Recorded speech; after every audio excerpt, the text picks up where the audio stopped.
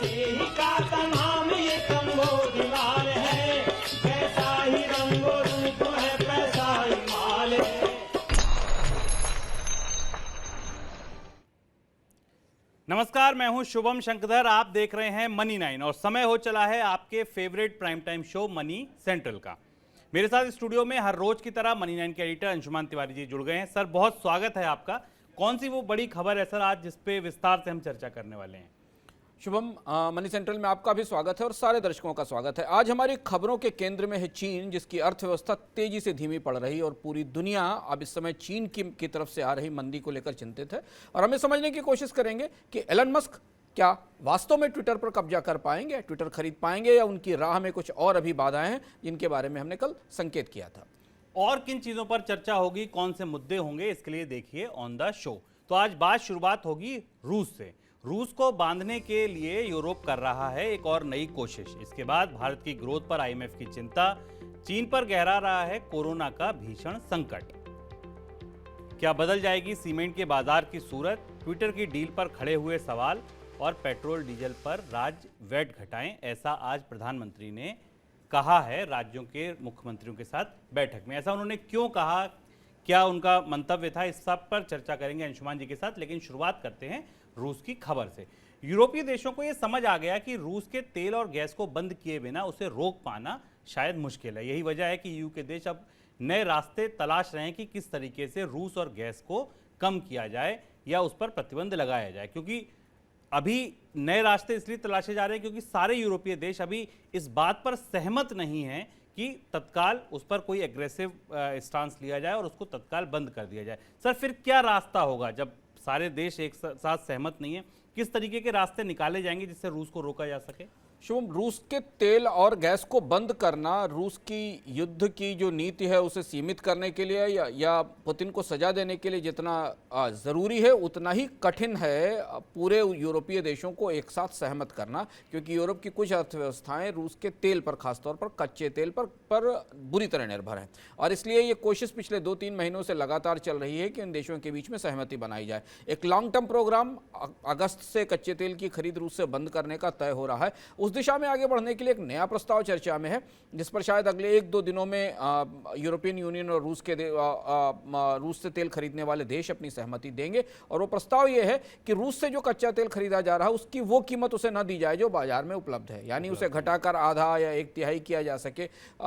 $100 पर बैरल के आसपास का जो रेट है उससे कम रेट पर रूस को तेल खरीद का भुगतान किया जाए, जिससे कि रूस को जो विदेशी मुद्रा जा रही है लगातार, जिस पर हमने बार बार चर्चा की है, उस सप्लाई में, उस विदेशी मुद्रा की आपूर्ति में थोड़ी कमी आ सके और रूस पर दबाव बनाया जा सके। बट सर, ये कम किया कैसे जाएगा? मतलब ब्रेंट पे क्रूड जो रेट चल रहा है, क्या डिस्काउंट मांगा जाएगा रूस से और रूस देगा डिस्काउंट? हाँ, डिस्काउंट मांगा जाएगा, या देश अपने लेवल के ऊपर जो परचेज कर रहे हैं उसका पेमेंट वो कट करेंगे। वो ये करेंगे कि हम ये तेल केवल उसी कीमत पर खरीदेंगे जो उनकी कीमत है। और ये पहली बार ऐसा होगा। और ये वही अर्थव्यवस्थाएं मुख्य रूप से करने वाली हैं जो रूस का तेल खरीदती हैं। अभी अंतर्राष्ट्रीय बाजार में रूस के तेल की डिमांड थोड़ी वैसे भी कम है, केवल उन्हीं अर्थव्यवस्थाओं को वो तेल जा रहा है जिनके साथ रूस का ट्रेड है। ओपन मार्केट में रूस के तेल के ग्राहक वैसे भी थोड़े सीमित हैं और वहां डिस्काउंट पर पहले से उपलब्ध है। रशिया ने कुछ देशों को, जैसे भारत जैसे देशों को, डिस्काउंट पर तेल बेचने की पेशकश भी की है। तो इस तरीके का मैकेनिज्म बनाने की कोशिश की जा रही है जिससे कि रूस से आने वाले तेल की कीमत घटाई जाए और जिसका असर रूस की अर्थव्यवस्था पर या रूस के विदेशी मुद्रा भंडार पर पड़े, जिससे कि रूस पर दबाव बन सके कि वो युद्ध बंद करे। बिल्कुल, तेल अर्थव्यवस्था के लिए बहुत जरूरी है। इसीलिए आज आईएमएफ ने कहा है कि कच्चे तेल की बढ़ी हुई कीमतें और यूक्रेन युद्ध भारतीय अर्थव्यवस्था की ग्रोथ पर भारी पड़ सकते हैं। आईएमएफ का मानना है कि इन वजहों से भारत में चालू खाते का घाटा बढ़ेगा और महंगाई की आग और भड़केगी। आईएमएफ ने भारत को ब्याज दरें बढ़ाने की सलाह दी है। उन्होंने कहा है कि मॉनेटरी टाइटनिंग करनी चाहिए। आईएमएफ का कहना है कि भारत में महंगाई सहनीय स्तर के पार निकल गई है। अंतर्राष्ट्रीय मुद्रा कोष ने भारत में 2022-23 के जीडीपी अनुमान को घटाकर 8.2% कर दिया है और अगले वित्त वर्ष के लिए अनुमान को घटाकर 6.9% कर दिया है। आईएमएफ का मानना है कि 22-23 के दौरान भारत में औसत महंगाई 6.1% पर रहेगी। सर, आज जो आईएमएफ ने कहा है, क्या ये परोक्ष रूप से भारत में पेट्रोल डीजल पर जो टैक्स स्ट्रक्चर है उसकी तरफ कुछ इशारा है? हाँ, आईएमएफ ने बहुत सारी महत्वपूर्ण बातें कही और आईएमएफ लगातार हर तिमाही में भारत की अर्थव्यवस्था और दुनिया की अर्थव्यवस्थाओं पर अपनी टिप्पणी करता है, जिसे हम आपको बार बार बताते रहे हैं।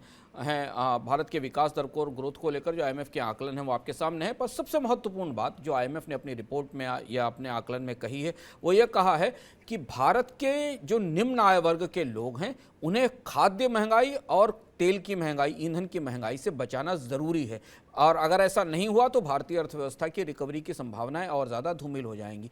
परोक्ष रूप से आईएमएफ ये कहने की कोशिश कर रहा है कि भारत की टैक्स नीतियां ऐसी हैं जो भारत में तेल को, खासतौर पर ईंधन को महंगा कर रही हैं, और इसके लिए भारत की सरकार को कुछ ऐसे उपाय करने पड़ेंगे जिससे कि भारत में अब तेल की कीमतें या पेट्रोल डीजल की कीमतें और ज़्यादा ना बढ़ें, बल्कि इनमें कमी की जाए। और ये समझना इसके पीछे कोई बहुत बड़ा विज्ञान नहीं है कि भारत की महंगाई को सबसे ज़्यादा ताकत पेट्रोल डीजल की कीमतों में बढ़ोतरी से मिल रही है, और ये बात आईएमएफ से पहले रिजर्व बैंक भी स्वीकार कर चुका है, सरकार भी इस बात को स्वीकार कर रही है।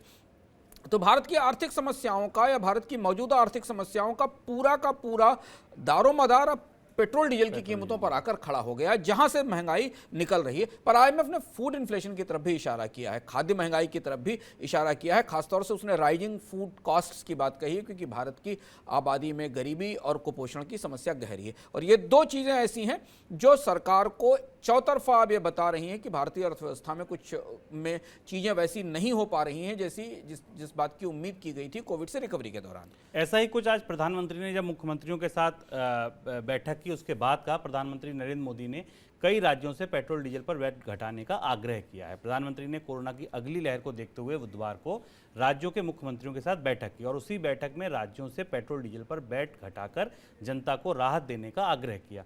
प्रधानमंत्री ने कहा कि केंद्र सरकार ने पिछले साल नवंबर में पेट्रोल डीजल पर एक्साइज ड्यूटी घटाई थी, लेकिन केंद्र की पहल बहुत सारे राज्यों ने फॉलो नहीं की और उन्होंने अपने स्तर पर वैट को नहीं घटाया, जिससे कि लोगों को सस्ता पेट्रोल डीजल नहीं मिल पाया। सर, क्या राज्यों के लिए इतना आसान होगा वैट घटाना, क्योंकि कंपनसेशन खत्म होने वाला है और जितनी चोट राज्यों, केंद्र सरकार को राजस्व पे पड़ रही है राज्यों को भी पड़ेगी, तो इतना आसान होगा क्या वैट घटाना? शुभम, ये पहली बार है, मुझे लगता है आज प्रधानमंत्री के भाषण से ने पहली बार प्रधानमंत्री ने शायद इतने वर्षों में प्रत्यक्ष रूप से खुलकर मुख्यमंत्रियों से ये कहा कि उन्हें अपने यहाँ पेट्रोल डीजल पर वैट घटाना चाहिए। ऐसी बात आमतौर पर जीएसटी काउंसिल की बैठक में या वित्त मंत्री के स्तर से कही जाती। प्रधानमंत्री ने खुद ये बात कही कि पेट्रोल डीजल की कीमतें कम की जानी चाहिए, और यहाँ उसी बात की तरफ हम संकेत कर रहे हैं जो बात हमने अभी थोड़ी देर पहले आईएमएफ के संदर्भ में बताई थी, और मनी सेंट्रल इकोनॉमिकम के अलग अलग संस्करणों में हम आपको बता चुके हैं कि भारत की महंगाई में टैक्स का एक बहुत बड़ा योगदान है, और वो टैक्स का योगदान आज प्रधानमंत्री ने परोक्ष रूप से स्वीकार कर लिया। प्रधानमंत्री की थीसिस या प्रधानमंत्री का प्रिस्क्रिप्शन यह था कि केंद्र सरकार तो एक्साइज ड्यूटी कम कर चुका है, पिछले साल उसने एक्साइज ड्यूटी कम की थी जिसको चुनाव से जोड़ा गया था, अब बारी राज्य सरकारों की है। राज्य सरकारों को अपने वैट में कमी करनी चाहिए। उन्होंने ये भी गिनाया कि कुछ राज्यों ने अपने यहाँ कमी की थी, कुछ ने कमी नहीं की थी। यानी पहली चीज हमें यहाँ से दो संकेत निकलते हैं। एक संकेत ये कि सरकार का शीर्षस्थ नेतृत्व मान रहा है कि भारत की जो महंगाई है उसमें टैक्सेशन का एक बड़ा हिस्सा है। टैक्स अगर कम नहीं किए गए तो महंगाई को कम नहीं किया जा सकता।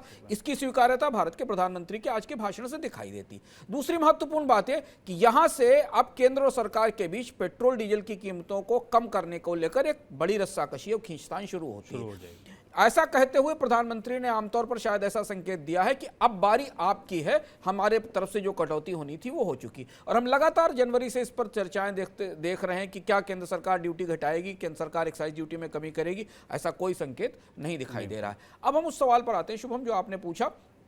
राज्य सरकारों के लिए यहाँ बहुत बड़ी दुविधा है, क्योंकि जून से उनको जीएसटी से जो मिलने वाली क्षतिपूर्ति है, जो कंपेंसेशन है, वो बंद हो रहा है। वो तो उल्टे वैट बढ़ाने की तैयारी कर रहे हैं। वो तो इस कोशिश में है कि पेट्रोल डीजल पर वैट की दर और ज़्यादा बढ़ाई जाए, क्योंकि उनको जो होने वाला नुकसान है उसकी भरपाई कैसे की जाए। और यहाँ पूरी की पूरी थीसिस ही, पूरा जो मिजाज है वही बदल गया है। केंद्र सरकार उनसे ड्यूटी कम करने के लिए कह रही है, और अगर केंद्र सरकार की बात मानकर राज्य सरकारें महंगाई कम करने के अभियान में अपने राजस्व की कुर्बानी करती हैं तो उसकी भरपाई कौन करेगा? तो क्या हम इससे जीएसटी की दरों में बढ़ोतरी के ट्रेड ऑफ की तरफ तौर पर देखेंगे, जिस पर लगातार चर्चा हो रही कि केंद्र सरकार जीएसटी के ढांचे में बदलाव करना चाहती है और राज्य सरकारों को इस बात पर सहमत कराना चाहती। बड़ी दुविधा है। सबसे बड़ा असमंजस भारत की टैक्स पॉलिसी का, और जिस पर हम बार बार मनी सेंट्रल में कहते रहे कि भारत की टैक्स पॉलिसी अब इस समय महंगाई को लेकर सबसे बड़े असमंजस में आ गई है। राज्य सरकारें अगर बैठ घटाएंगी तो उनके पास कैपेक्स या पूंजी खर्च करने के लिए, सड़क पुल पुलिया स्कूल अस्पताल बनाने के लिए पैसे नहीं होंगे, और अगर वो नहीं घटाएंगी और पेट्रोल डीजल की कीमत और कच्चे तेल की कीमतें आने वाले कुछ महीनों तक $100, $90 और $110 के बीच रहने वाली हैं, तो भारत में महंगाई कम करना मुश्किल हो जाएगा। और ये बात बिल्कुल ज़रूरी है कि जब आपको सामने दिख रहा है कि राजस्व का एक बड़ा सोर्स जहाँ से राजस्व आता था वो बंद हो जाएगा, ऐसे समय में अगर आप वैट राज्यों को घटाना और मुश्किल हो जाएगा। चीन में कोरोना संक्रमण बढ़ने से लगे लॉकडाउन वहाँ की अर्थव्यवस्था पर भारी पड़ रहे हैं। भारी इसलिए पड़ रहे हैं क्योंकि चीन की करेंसी युआन में भारी गिरावट देखी जा रही है। युआन नवंबर 2020 के बाद सबसे निचले स्तर पर पहुंच गया है। चीन का बेंचमार्क इंडेक्स CSI 300 23% टूट चुका है इस साल। जी हाँ, जनवरी से अब तक 23% की गिरावट उसमें देखने को मिल चुकी है। पिछले हफ्ते ही IMF ने 2022 के लिए चीन के GDP अनुमान को घटाकर 4.4% कर दिया है। कई और एजेंसियों ने भी चीन की ग्रोथ का अनुमान घटाया है। लॉकडाउन की वजह से चीन में मैन्युफैक्चरिंग पर असर पड़ा है। चीन में रोजाना कोरोना के करीब 8,000 से ज़्यादा मामले सामने आ रहे हैं और संक्रमण को रोकने के लिए चीन ने कई शहरों में सख्त लॉकडाउन लगा दिया है। लॉकडाउन का असर पूरी दुनिया पर पड़ रहा है क्योंकि चीन को दुनिया की फैक्ट्री कहा जाता है और फैक्ट्री में जब माल नहीं बन पा रहा है लोगों के पहुंचने से या निर्यात नहीं हो पा रहा है तो निश्चित तौर पर अलग अलग देशों पर इसका बुरा असर देखने को मिलेगा। सर, सबसे पहला सवाल युआन की गिरावट पर। चीन के लिए कितनी बड़ी चुनौती है युआन का गिरना? शुभम, पहली बार हम एक बड़ा घटनाक्रम भारत के पड़ोस की अर्थव्यवस्था में और दुनिया की फैक्ट्री में देख रहे हैं। पहली चीज़ तो ये कि यहाँ तक आते आते, कोविड की तीसरी चौथी लहर आते आते चीन की अर्थव्यवस्था थक रही है और उस थकान के संकेत हमें कई तरह से कई जगहों पर दिखाई देते हैं। और उसका जो सबसे बड़ा संकेत और सबसे जो ग्लेरिंग चौंकाने वाला संकेत था वो पिछले हफ्ते आया, जब हमने देखा कि एक महीने में चीन से करीब $17.5 बिलियन का पोर्टफोलियो इन्वेस्टमेंट बाहर चला गया। इसमें करीब $11.5 बिलियन के आसपास का 11.2 बिलियन डॉलर के आसपास का इन्वेस्टमेंट बॉन्ड्स में था। यानी अमेरिका के बाद चीन के बॉन्ड्स और चीन के इक्विटी बाजार में सबसे ज़्यादा निवेश होता था। हमने ये परिस्थिति देखी थी जब रूस के साथ युद्ध शुरू हुआ था और चीन के बाजारों में निवेश होना शुरू हुआ था। लेकिन हमने अब पिछले एक महीने के दौरान, पिछले 15 दिनों के दौरान खास तौर पर चीन से काफी बड़ी मात्रा में निवेश को बाहर जाते देखा। और इसका असर, आपने जिस तरफ इशारा किया, इसका असर युआन की कीमत पर पड़ा और युआन की कीमत में तेज गिरावट आई और चाइना का जो सेंट्रल बैंक था PBOC, उसको बाजार में इंटरवीन करना पड़ा। उसे जो बैंकों के लिए फॉरेक्स होल्डिंग के नियम थे उनको बदलना पड़ा और बाजार में युआन के बदले डॉलर की मांग को सीमित करने की कोशिश करनी पड़ी ताकि बाजार में युआन पर और ज़्यादा दबाव ना बन सके। यही वो ट्रैप है। अगर युआन में गिरावट, हालांकि युआन फ्री फ्लोट करेंसी नहीं है, चाइना इस करेंसी को अपनी तरह से मैनेज करता है, इसे डॉलर के साथ पैरिटी के फार्मूले के तौर पर एक्सपोर्ट को बढ़ाने के लिए इस्तेमाल करता है। लेकिन फिर भी युआन की गिरावट सीधे तौर पर चीन से निकलने वाले विदेशी निवेश पर केंद्रित है और उसका असर चीन की जो वित्तीय अर्थव्यवस्था है उसमें कॉन्फिडेंस और विश्वास पर पड़ रहा है। यह पहला बड़ा संकेत है जो चीन की अर्थव्यवस्था के थकने के तौर पर हमारे सामने आता है। सर, चीन दुनिया की फैक्ट्री, हम जानते हैं कि बड़ी अर्थव्यवस्था है, दुनिया के अलग अलग देशों को प्रभावित करती है, तो चीन में ये संकट दुनिया की अलग अलग अर्थव्यवस्थाओं के लिए कितनी बड़ी चुनौती होगा? दुनिया की अर्थव्यवस्थाओं के लिए सबसे बड़ी चुनौती दो तरह से है। एक, चीन दुनिया का सबसे बड़ा कमोडिटी इंपोर्टर भी है और चीन दुनिया का सबसे बड़ा मैन्युफैक्चरिंग एक्सपोर्टर भी है। दुनिया में सबसे ज़्यादा तांबा, स्टील, कोल, तेल और बाकी एग्रीकल्चरल कमोडिटीज़ के सबके सबसे बड़े इंपोर्टर्स में पहले या दूसरे नंबर पर है, या तो इंपोर्टर है या कंज्यूमर है। और दूसरा ये कि दुनिया का सबसे बड़ा प्रोड्यूसर भी है। जो आंकड़े हमारे पास आए वो आंकड़े क्यों चीन थक रहा है और इसके कारण दुनिया के निवेशकों का नज़रिया चीन को लेकर बदल रहा है, या दुनिया के बहुत सारे निवेशक या बाजार के लोग अपने चीन से आने वाले रिस्क को हेज करने लगे हैं। इस तरीके की बातें कही जाने लगी कि अगली अगर रिसेशन आती है या अगला बड़ा स्लोडाउन आता है तो आप चीन पर भरोसा नहीं कर सकते। उसकी 3-4 बड़ी वजह हैं। चीन में करीब 31 अलग अलग राज्य हैं। उनके जो आंकड़े हमारे सामने आए उसमें पता चला कि 28 राज्यों की आर्थिक विकास दर जो है वो 1% से कम थी, 1 से 1.5% के आसपास थी। यानी चीन की अर्थव्यवस्था का एक बहुत बड़ा हिस्सा जो था वो 2 से 2.5 से 3% के आसपास ग्रो कर रहा था। यह चीन की अर्थव्यवस्था की जो भूगोल है वो ये बताता है कि चीन के अलग अलग हिस्सों से उत्पादन में कमी आ रही है या यहाँ वहाँ लॉकडाउन के कारण चीजें बिगड़ रही हैं, और उसका असर हमें 2 तरह से दुनिया के बाजारों पर दिखाई पड़ रहा है। एक सप्लाई चेन क्राइसिस के तौर पर, हम उसे आप अपने पड़ोस के इलेक्ट्रॉनिक्स मार्केट में, इलेक्ट्रिकल्स मार्केट में भारत में महसूस कर सकते हैं, चिप और कंपोनेंट्स के मार्केट में महसूस कर सकते हैं। और ये इसलिए ज़्यादा खतरनाक और चुनौतीपूर्ण है शुभम इस समय, क्योंकि इस समय पूरी दुनिया महंगाई के घोड़े पे सवार है, और उस समय चीन से आने वाले सामान की किल्लत और चीन और कीमतें बढ़ना दोहरी मुसीबत है। और इसलिए हम एक वो दौर जब 15 दिन पहले, 1 महीने पहले दुनिया के बाजारों में कमोडिटी की कीमत बढ़ते देख रहे थे, वही कमोडिटी की कीमत अब गिरावट की तरफ जा रही है, क्योंकि लोगों को एक छोटे समय की मंदी आती दिख रही है, जिसकी जड़ शायद चीन में हो सकती है। सर, अभी कुछ देर पहले ही राष्ट्रपति ने, चीन के शी जिनपिंग ने एक नया पैकेज घोषणा की है इसको उबारने के लिए। वो पैकेज कितना महत्वपूर्ण है, कितना बड़ा है? चीन के राष्ट्रपति की एक बड़ी घोषणा आई है, और वो घोषणा चीन की अर्थव्यवस्था में जो गिरावट आई है, जो लगातार कोविड के लॉकडाउन और उसके बाद के कारणों से आई है, उसे उबारने के लिए चीन के राष्ट्रपति ने कहा है कि हम इंफ्रास्ट्रक्चर बनाने पर ऑल आउट एफर्ट करेंगे। यानी जितना भी चाइना में इंफ्रास्ट्रक्चर बनेगा, चाहे वो सड़कें हों, पुल हों, बिल्डिंग्स हों, उन पर बड़े पैमाने पर निवेश करेंगे। ये कोशिश ये है ताकि चीन के अंदर डिमांड जनरेट की होती जाती रहे, निवेश आता रहे। शी जिनपिंग ने ये कहा है कि अपने जो चाइनीज़ कम्युनिस्ट पार्टी की central committee for financial and economic affairs है, उसमें उन्होंने एक बड़े कार्यक्रम की घोषणा की है, और उनका कहना है कि इस कार्यक्रम के तहत चीन में इंफ्रास्ट्रक्चर पर निवेश आने वाले समय में काफ़ी बढ़ाया जाएगा। पर इस घोषणा को आपको थोड़ा सतर्क होकर लेना पड़ेगा, क्योंकि चीन का इंफ्रास्ट्रक्चर सेक्टर कोविड लॉकडाउन के बाद से गहरे दबाव में है।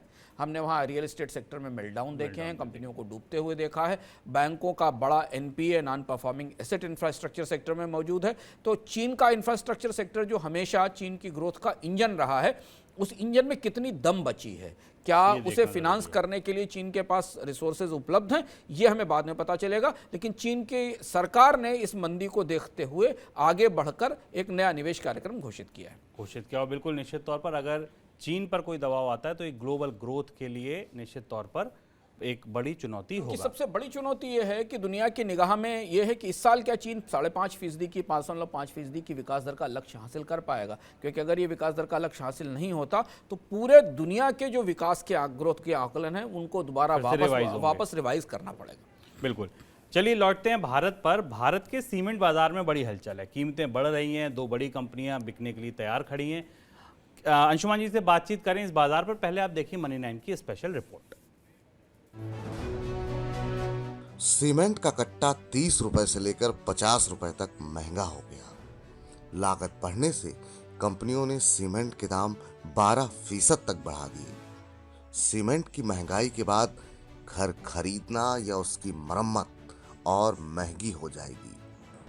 सिर्फ घर ही क्यों, सड़क, पुल, पुलिया, स्कूल समेत तमाम प्रोजेक्ट्स की कंस्ट्रक्शन लागत में भी इजाफा होगा। यानी आने वाले दिनों में किसी सरकारी प्रोजेक्ट की रफ्तार धीमी पड़ती दिखे या गांव से सटे किसी सरकारी प्रोजेक्ट्स में दिहाड़ी मजदूरों की मांग घटे तो चौंकिएगा नहीं। सीमेंट की बढ़ी कीमतों का असर आम आदमी से लेकर सरकार के बजट तक हर जगह है। किसी बिल्डिंग के निर्माण में स्टील के बाद सबसे ज्यादा लागत सीमेंट की होती है। कंस्ट्रक्शन लागत में स्टील का योगदान लगभग 25% रहता है, जबकि सीमेंट का 16 से 17% के करीब। स्टील महंगा होने से पहले ही कंस्ट्रक्शन लागत बढ़ी हुई है और अब सीमेंट की बढ़ी हुई कीमतें इस लागत को और बढ़ा रही हैं। अब ये समझिए कि सीमेंट की कीमतें बढ़ी क्यों। कंपनियां बढ़ी हुई लागत का हवाला देकर कीमतें बढ़ा रही हैं। आयातित कोयले के दाम आसमान पर हैं, जिस वजह से सीमेंट उत्पादन पर खर्च बढ़ गया है। ऊपर से पेट्रोल डीजल के महंगा होने से परिवहन की लागत भी बढ़ी है। सीमेंट कंपनियों का मानना है कि उनकी उत्पादन लागत में 60 से 70 रुपए प्रति बैग की बढ़ोतरी हुई है, जबकि कीमतें इतनी नहीं बढ़ी। यानी सीमेंट की कीमतों में इजाफे की एक और लहर आ सकती है। सीमेंट की कीमतें ऐसे समय बढ़ी हैं जब अर्थव्यवस्था कोरोना की मार से उभर रही है और देश में खपत बढ़ने का अनुमान लगाया जा रहा है।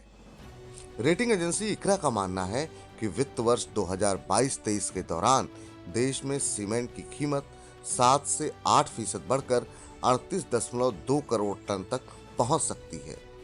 पिछले वित्त वर्ष में खपत 35.5 करोड़ टन रहने का अनुमान है। बढ़ती मांग में कीमतें बढ़ने का फायदा सीमेंट कंपनियों की बैलेंस शीट में भी दिखेगा। और हाँ, सीमेंट का इस्तेमाल करने वाले लोगों को महंगाई की एक लड़ाई यहां भी लड़नी होगी। अदानी ग्रुप जल्द सीमेंट सेक्टर में एंट्री ले सकता है, ये दूसरी बड़ी खबर है सीमेंट के बाजार से। रिपोर्ट की माने तो एसीसी और अंबुजा सीमेंट को खरीदने के लिए अदानी ग्रुप संभावित खरीदारों में सबसे आगे है। रिपोर्ट कहती है कि दोनों कंपनियों को खरीदने के लिए अदानी ग्रुप को करीब 10 बिलियन डॉलर चाहिए होंगे और इसके लिए उन्होंने वैश्विक बैंकों से बातचीत शुरू कर दी है। एसीसी का मार्केट कैप करीब 43,000 करोड़ का है और अंबुजा का मार्केट कैप करीब 76,000 करोड़ रुपए का है। दोनों कंपनियों की सालाना सीमेंट उत्पादन क्षमता करीब 6.5 करोड़ टन की है, जो भारत की कुल उत्पादन क्षमता का 5वां हिस्सा है। यानी कि 20% सीमेंट केवल ये दो कंपनियां उत्पादन करती हैं।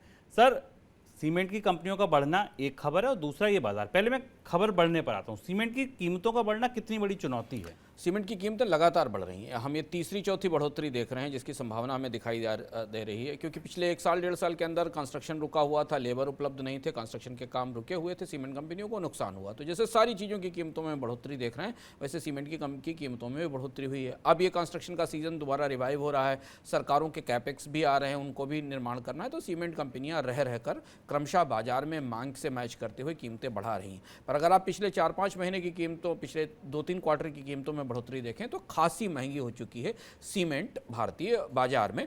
वजह वही है, एक कच्चे माल की कीमतों में बढ़ोतरी, दूसरा जो पुराने घाटे हैं उनकी भरपाई के लिए सीमेंट की कीमतें बढ़ाई जा रही। सर, दूसरा सवाल, ये जो डील है, एसीसी अंबुजा दोनों भारत की बड़ी कंपनियां हैं, इनको खरीदने की दौड़ शुरू हो चुकी है। जेएसडब्ल्यू स्टील, अदानी और तीसरा अल्ट्राटेक यानी कि बिरला ग्रुप, ये तीनों लाइन में है।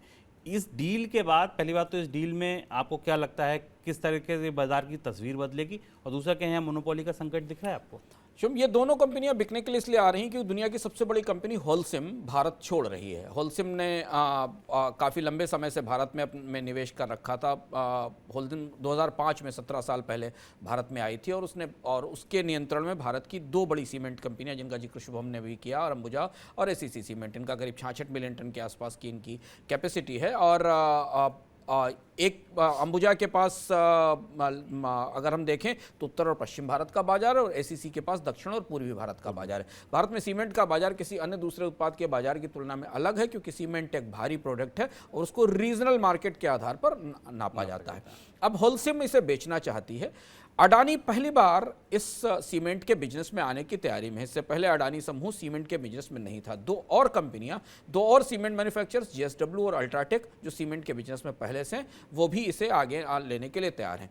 यहाँ 2 बड़े सवाल हैं जिनका बाजार उत्सुकता से प्रतीक्षा कर रहा है। पहला सवाल ये कि अगर अल्ट्राटेक जैसी कोई कंपनी अंबुजा और एसीसी को खरीदती है तो बाजार में मोनोपोली का खतरा है, क्योंकि ये दोनों कंपनियां और अल्ट्राटेक मिलकर बाजार की सबसे बड़ी कंपनी हो जाएगी। सीमेंट के ऊपर रेगुलेटर्स की निगाहें काफ़ी समय से टेढ़ी हैं। हम लगातार सीमेंट कार्टेल्स को लेकर, सीमेंट कंपनियों को लेकर सीसीआई का, जो भारत का कंपटीशन कमीशन है, वो लगातार दबाव बनाता रहा है। तो क्या सीसीआई से, कंपटीशन कमीशन से ये डील मंजूर हो पाएगी अगर अल्ट्राटेक इसे लेती है? अडानी के आने के बाद अगर अडानी इसमें आते हैं तो भारत के एक और उभरते हुए औद्योगिक समूह का बिल्कुल नए कारोबार में प्रवेश होगा। जहां अडानी पहले नहीं थे। अडानी जिन क्षेत्रों में है उससे अलग सीमेंट के बिजनेस में आने की कोशिश करेंगे। और अगर ये दोनों कंपनियां अडानी को मिलती हैं तो अडानी की कंपनी भारत दूसरी सबसे बड़ी सीमेंट कंपनी बाजार में हो जाएगी। ये डील के लिए दौड़ शुरू हो गई है, कीमतें लगाने का दौर शुरू हो गया है। इसमें हो सकता है 1-2 प्लेयर्स और आए, लेकिन शुभम, मुझे लग रहा है कि ये पूरी डील 3 कंपनियों के बीच, अडानी, JSW और अल्ट्राटेक के बीच ही खींच रहेगी। इनमें से ही किसी एक को ऐसे आगे बढ़ना अवसर मिल सकता है। लेकिन अगर हम अडानी के स्टॉक्स की तरफ देखें तो हमें दिखाई देता है कि अडानी के स्टॉक्स में जो बढ़ोतरी है वो दिख रही है कि शायद अडानी इस डील के करीब है, ज़्यादा करीब है, और शायद इसीलिए उन्होंने बैंकों हाँ। और एक चीज़ और इसमें जानना ज़रूरी है कि जो ACC और अंबुजा है उसमें होलसिम का हिस्सा करीब 63.19% है, और अंबुजा में अंबुजा के पास ACC का 50% हिस्सा है। तो यानी ये एक बड़ी डील है, काफ़ी बड़ी हिस्सेदारी उस व्यक्ति को, उस कंपनी को मिलेगी जो उसका टेक ओवर करेगा, और पूरा नियंत्रण इससे मिलेगा, और तभी शायद इसकी $10 बिलियन के आसपास की वैल्यूएशन लगाई जा रही है। चलिए अगली खबर ट्विटर की। ट्विटर को खरीदने के लिए टेस्ला के CEO के साथ डील हो गई, लेकिन क्या ये डील फाइनल हो पाएगी? ये सवाल इसलिए उठ खड़े हुए हैं क्योंकि बीते 24 घंटे में इस दिशा में 3 बड़े अपडेट आए। पहला आया रेगुलेटर्स की ओर से, दूसरा आया अमेजन के CEO जेफ बेजोस की तरफ से, और तीसरा इसकी फंडिंग को लेकर चल रही चर्चाएं। सर, जेफ बेजोस ने कहा है कि ट्विटर में चीन की फंडिंग का आरोप लगाया है उन्होंने। क्या टेस्ला में चीन का दबदबा ज़्यादा है? अमेरिका में चीन का नाम ले देना किसी भी कंपनी के कॉर्पोरेट में लगभग वैसी ही परिस्थिति पैदा करता है जैसा कि कोल्ड वार के दौर में, शीत युद्ध के दौर में रूस का नाम लेना होता था। जेफ बेजोस और एलन मस्क कॉम्पिटिटर हैं, बड़े कॉम्पिटिटर हैं, टेक्नोलॉजी सेक्टर में भी कॉम्पिटिटर हैं। तथ्यात्मक रूप से जेफ बेजोस ने ये बात सही कही है कि एलन मस्क की स्टेक्स अगर दुनिया के किसी बाजार में सबसे ज़्यादा हाई हैं, सबसे ज़्यादा उनके कारोबार का भविष्य दांव पर है, तो वो चीन का बाजार है। टेस्ला उनके लिए सबसे बड़ा, उनकी कार टेस्ला के लिए चीन सबसे बड़ा बाजार है। चीन से वो कंपोनेंट और बैटरी का इंपोर्ट करते हैं। तो टेस्ला के कारोबार का जो बुनियादी जुड़ाव है वो चीन से है। उसे लेते हुए जेफ बेजोस ने एक बहस शुरू की है कि क्या एलन मस्क इसके जरिए चीन का इन्फ्लुएंस ट्विटर पर आएगा।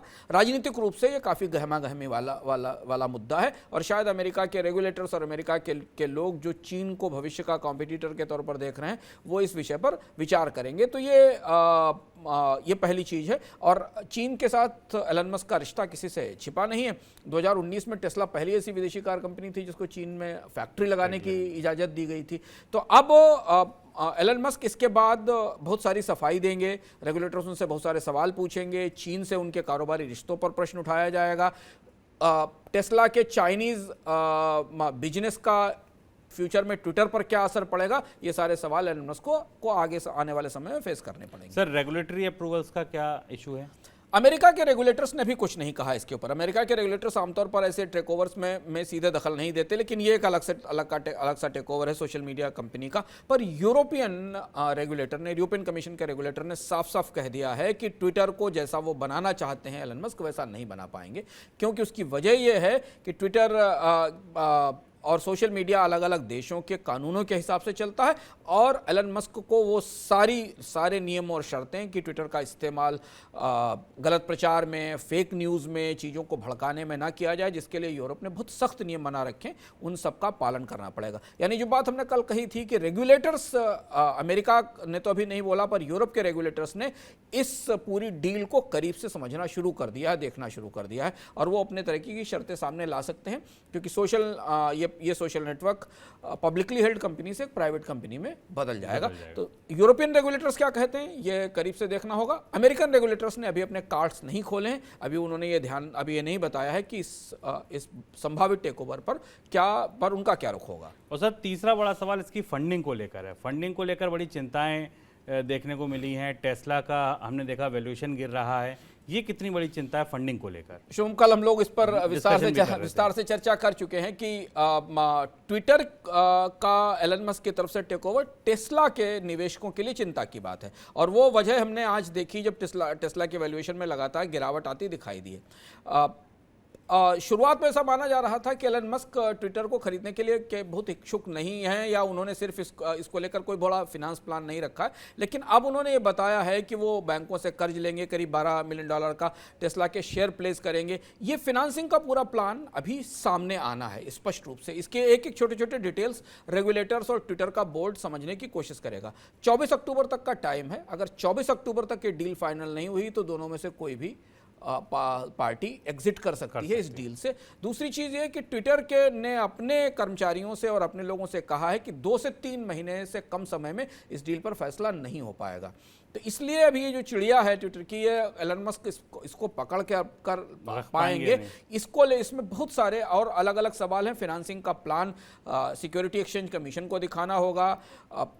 इसका जो निगेटिव असर उनके बाकी बिजनेसेस पर पड़ेगा और क्या ट्विटर इतना बड़ा बिजनेस हो पाएगा जिससे कि एलन मस्क अपने जो बाकी स्पेसएक्स और टेस्ला के बिजनेस उनके प्रॉफिट से कंप्रोमाइज कर सकें। ये सारे सवाल अब दुनिया के बाजारों में निवेशकों के बीच तैर रहे हैं और इसलिए अगले 2-3 महीने तक ये खींचतान इसके साथ चलती रहेगी, जिस पर हमारी निगाह बनी रहेगी। अगले 6 महीने ट्विटर के भविष्य के लिए बहुत ज़रूरी होने वाले हैं। 24 अक्टूबर की तारीख अंशुमान जी ने बताई। तब तक एलन मस्क को पूरा प्लान रखना है, अदरवाइज दोनों में से कोई भी पार्टी एग्जिट कर सकती है इस डील से। सर बहुत शुक्रिया आज जुड़ने के लिए, तमाम खबरों पर विश्लेषण के लिए।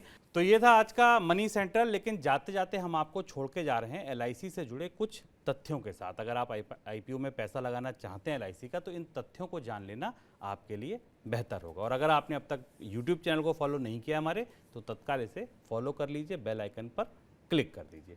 कल फिर होगी आपसे मुलाकात शाम 7 बजे। तब तक के लिए नमस्कार।